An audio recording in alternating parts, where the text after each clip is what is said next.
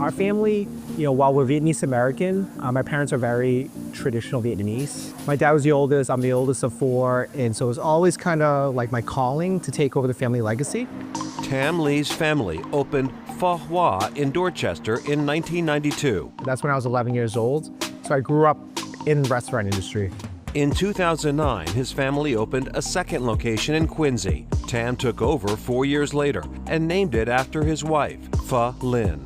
Now, he and his partner, Chef Peter Nguyen, are breathing new life into this corner spot once more, with a distinctive new menu and a new name, Le Madeleine. Madeline is my daughter's name. So we rebranded it because we want to do something new and fresh for Vietnamese cuisine. I want to cook what I like eating instead of having other people cook for me.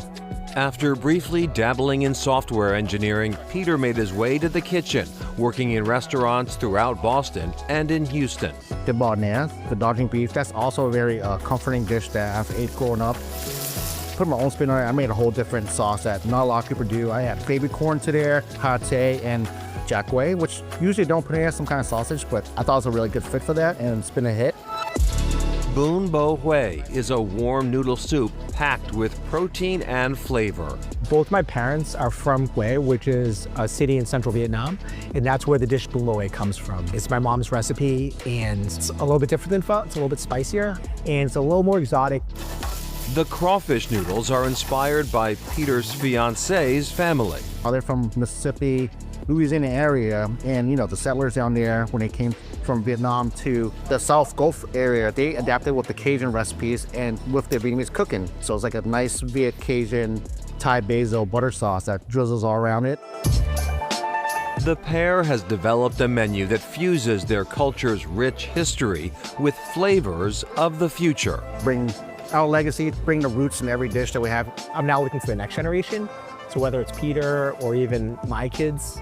And so just making sure that, while we are American, we still find a way to keep our culture and our heritage.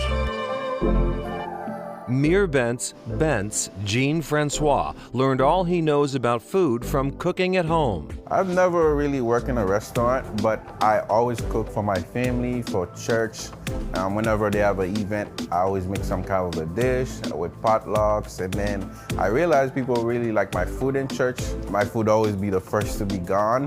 So I'm like, maybe I have something here. Maybe I have a talent. Born in Haiti, Bentz moved to the U.S. with his family when he was 14. We moved here for a better life.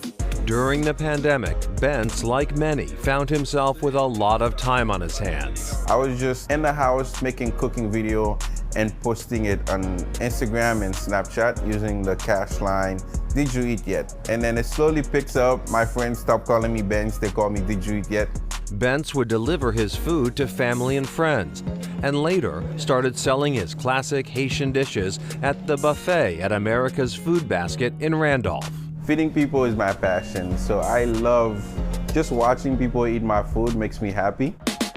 In August 2024, Bentz found a way to feed even more people when he opened up shop in Boston's Roxbury neighborhood. I wasn't really looking for a spot, and I was just in the area. I see the sign in the building, and I figured, hey, why not just give them a call to see what they say? This space used to host a sandwich shop and convenience store, so Bentz kept the convenience and subbed in his food with an aroma that lures people in off the sidewalk. We have something called griot, which is a fried pork. We have the dijon, the black rice. It's made out of a mushroom that only goes in Haiti. The legume is a veggie stir-fry that's served with meat or without. Most of the recipes is my mom because she taught me how to cook. There's also a goat stew that's spooned over rice, and Bentz's favorite. Our famous mac and cheese, we call it Waldy's mac and cheese, Waldy's my sister. That's a recipe we're using. Treasured recipes shared amongst family, then followers, and now a whole new faction. It's a lot of love, a lot of energy coming towards me when I see people enjoying the food. Did you eat yet?